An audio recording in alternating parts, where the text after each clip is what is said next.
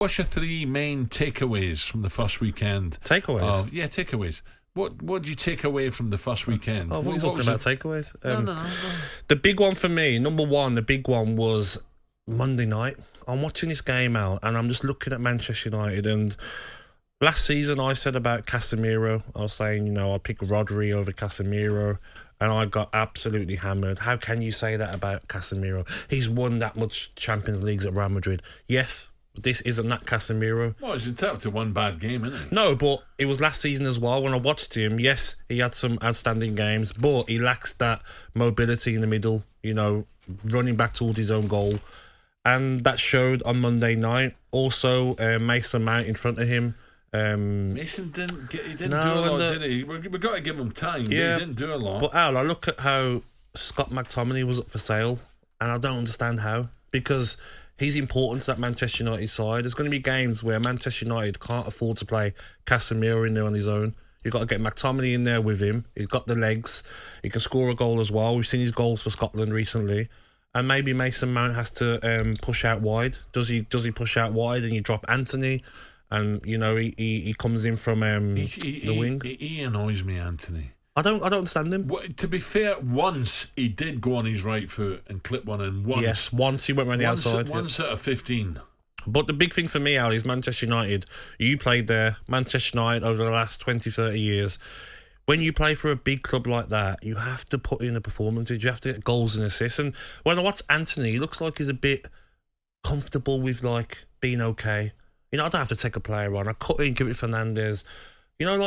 Just playing in the comfort zone. And when you got brought off by Ten Hag, didn't look happy, but you're not doing enough.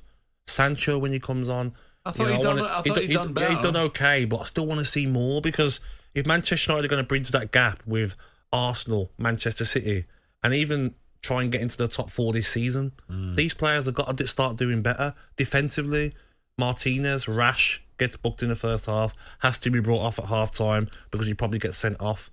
I think defensively they were poor as well, and the goalkeeper, yes, he made that bad for the penalty, good. But he was very good. Yeah, he looked good. Shot stopper. So I'd say Manchester United are a big worry for me. But like he says, first game, maybe they're just not at the pace they should be yet, and they'll get better. Yeah, I don't have a list of all the games, but Palace had a good win, didn't they? Yeah, Palace. Yeah, Palace were comfortable win. I think they had over 20 shots against Sheffield United, and Sheffield United and Luton, I think they're in big trouble. And already, some of the Luton fans phoned up on Saturday and they said that, we don't mind. We don't mind. No one's going to say a bad word about anything to do with the club if we go down comfortably. I think Luton will struggle defensively. I think Sheffield United haven't invested enough in their whole squad, so I think they're going to have some tough games this season and will both get relegated. And with who?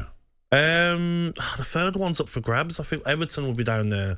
I do feel Wolves will still be down there. Everton go to the Villa? No, Wolves won't. They can't. Not with that. Not the way they played there, Gab. No. But are you not looking at that game and thinking that Manchester United were very poor? If Wolves go down, then it's because there's bad characters in that team. They've got all the ability, the pace in the world, so I can't see. But do you look at that game though, Al, and let's see what you do at home to Brighton on the weekend. Brighton are one of the better teams in the Premier. Of course. But at home, that home atmosphere at Molineux, Wolves should be beating Brighton at home. But also, Al, Liverpool, they're badly in need of a defensive midfielder. Badly in need. That midfield was overrun second half against Chelsea. Szoboszlai is very good. I think Chelsea are going to get better and better. I do. Although they were outstanding without Caicedo and Lavia. I think imagine them two coming in, they're going to be outstanding. talkSPORT Breakfast with Alan Brazil. Thursday and Friday morning, 6 till 10. On AM, on DAB, via the talkSPORT app and on your smart speaker. talkSPORT.